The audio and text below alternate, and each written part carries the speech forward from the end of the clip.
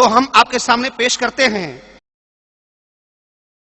Bahujan Samaj party की गीत संगीत हम आपके सामने पेश करते हैं। लीजिए, हमारे आजमगढ़ के परम आदरणीय विष्णु दादा के देख रेख में ये किशोर कुमार पगला एंड कंपनी आज रामा कंपनी को कैसेट के माध्यम से हम आज सपुर्द करते हैं इनको।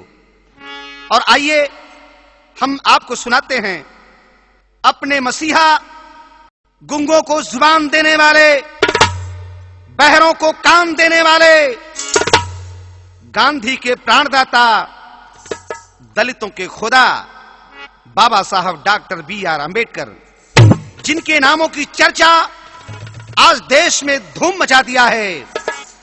तो आइए हम आपको सुनाते हैं गीत के माध्यम से किशोर कुमार पगला जी के 14 अप्रैल दिन कितना महान, मां भीमा ने दी संतान, महू के नगरिया में खिला एक सुमन, महू के नगरिया में खिला एक सुमन। जिया जिया, बड़े अच्छे, क्या बात है। नगरिया में खिला एक सुमन। 14 अप्रैल दिन कितना महान, मां भीमा ने दी संतान, महू के नगरिया में खिला एक सुमन, महू की नगरिया में खिला एक सुमन, महू की नगरिया में खिला एक सुमन। मेरे दोस्तों, इंदौर जिला में महू छावनी में बाबा साहब का जन्म होता है और बाबा साहब डॉक्टर अंबेडकर का उस वक्त जन्म होता है जिस समय इंसान के अंदर दुनिया बनी हुई थी। मनुवादी चालों ने, मनुस्मृति के मानने वालों ने मुझे 6743 जातियों में बांट दिया और हमें भाईचारा नहीं बनाने दिया। बाबा साहब डॉक्टर अंबेडकर का जन्म उस वक्त होता है 1891 ईस्वी में। आज कहना पड़ता है क्या, रूप निहारे भीमा, मन ही मन में रहे मुस्कुराई, रूप निहारे भीमा, मन ही मन रहे मुस्कुराई, रूप निहारे भीमा, मन ही मन में रहे मुस्कुराई। अरे पाके 14वें रतन को राम जी फूले नहीं समाई, पाके 14वें रतन को राम जी फूले ना समाए। क्या बात, पाके 14वें रतन को राम जी फूले ना समाए। ओ फूटी है ज्योति किरण, फूटी है ज्योति किरण, चांदी सी जोरिया में खिलाई है, चांदी सी जोरिया में खिलाए सुमन, चांदी सी जोरिया में खिलाए सुमन, चांदी सी जोरिया में खिलाए सुमन। मेरे दोस्तों, है बाबा साहब, है क्या बात है। बाबा साहब डॉक्टर अंबेडकर का जन्म होता है, चारों तरफ ये शोहरत मच गया कि कोई भीमा के गोद में भीम राव अंबेडकर पैदा हुआ है। लेकिन होता क्या है बाबूजी, है इधर मां भीमाबाई अपने बेटे अंबेडकर को पढ़ने के लिए स्कूल में भेजती हैं। उनके पास तो कुछ था नहीं, लेकिन एक लंगोटी पहना करके और भीमराव को धीरे धीरे स्कूल में भेजती हैं। है एक तरफ माँ भीमाबाई अपने आंखों में आंसू लिए हुए और अपने बेटे को है आंसू पोंछते हुए और भेजती हैं कि जा मेरे लाल, जा मेरे बेटा, तू स्कूल जा, पढ़ेगा बेटा, मेरा लाल मेरा नाम रोशन करेगा। बेटा तू सारे जहां में नाम रोशन करेगा। लेकिन होता क्या है, अरे पहना निगोटी बाबा पढ़ने स्कूल में जब जाते,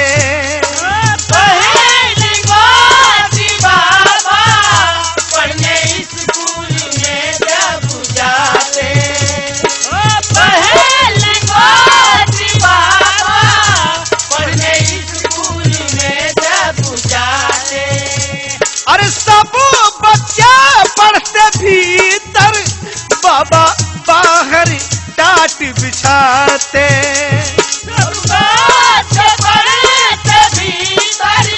बाबा बाहर टाट बिछाते,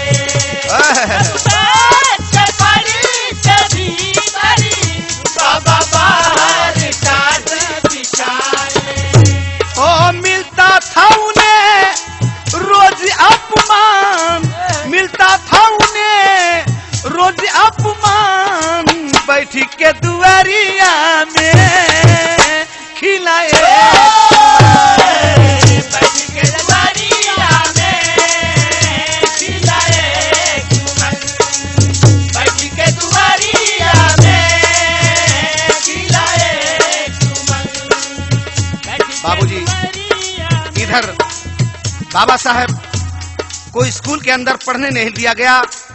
बाबा साहब अपना टाट बस्ता उठा करके और स्कूल से बाहर अपने आंखों में आंसू लिए हुए बाबा साहब कलम निकालते हैं और पटरी और बस्ते पर कापी पर लिखना शुरू कर देते हैं।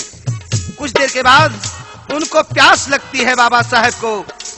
बाबा साहब जाते हैं, उधर दरवाजे से ही आवाज देते हैं कि गुरुजी, गुरुजी मुझे प्यास लगी है, गुरुजी मुझे पानी पिला दो गुरुजी। मास्टर जो गुरुजी थे उन्होंने चपरासी की तरफ इशारा किया कि इस बच्चे को पानी पिला दो। गुरुजी तो कह दिए, लेकिन चपरासी कितना घृणा करता था बाबा साहब से। आज कहना पड़ता है बाबूजी क्या, अरे प्यास से बाबा रह जाते, पानी पीनिए प्राण तड़पता, प्यास से बाबा रह जाते, पानी पीनिए प्राण तड़पता, प्यास से बाबा रह जाते, प्राण तड़पता। कहना है नल छूना मत तू नीचा, चपरासी डांट सुनाता, नल छूना तू नीचा, चपरासी डांट सुनाता, नल छूना तू नीचा, चपरासी डांट सुनाता। ओ मिलता था उन्हें रोज त्रिशिकार, अरे मिलता था उन्हें रोज त्रिशिकार, छोटी सी उमरिया में खिलाए, छोटी उमरिया में खिलाए, छोटी सी उमरिया में क्यों भैया क्यों, खिलाए चुमन, हाँ। छोटी सी उमरिया में खिलाए चुमन। लेकिन बाबूजी होता क्या है, बाबा साहब कितना परिश्रम सहे, बेशुमार दुखों का सामना करके बाबा साहब पढ़ाई किए। लेकिन उधर छत्रपति शाहू जी महाराज, कोल्हापुर के सम्राट, कुर्मी समाज के नायक छत्रपति शाहू जी महाराज ने बाबा साहब डॉक्टर अंबेडकर को अपने रियासत में पढ़ने के लिए विदेश भेजा। और उधर अपने ही रियासत और अपने शासन काल में उन्होंने उस समय उस जमाने में 50% आरक्षण लागू करवाया था मेरे दोस्तों। आज कहना पड़ता है क्या? अरे लाख मुसीबत आई पर बाबा नहीं घबराए। लाख मुसीबत आई पर बाबा नहीं घबराए। लाख मुसीबत आई पर बाबा नहीं घबराए। अरे बेसुमार दुख सह के बैरिस्टर बन कर आए।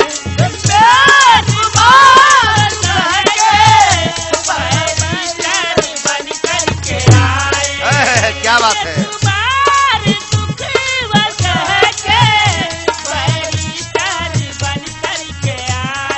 बाबा साहेब जिस समय बैरिस्टर बनकर आते हैं बाबा साहेब, तो मनवादियों के आंखों में दर्द होना शुरू कर देती है। बाबा साहब बैरिस्टर बनकर जब आते हैं, हाय हाय हाय, तो होता क्या है? अरे बने किरकिरी बाबा जी, बने किरकिरी बाबा जी, मनवा दिन की नजरिया में खिलाए।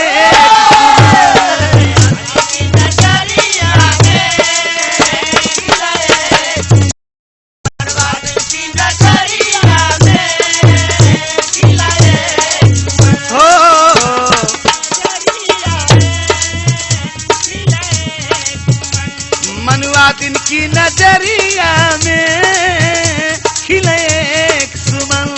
मनवा दिन की नजरिया में खिले एक सुमन। अरे 14 अप्रैल दिन कितना मान माँ भीमा ने दी संतान महू के नगरिया में।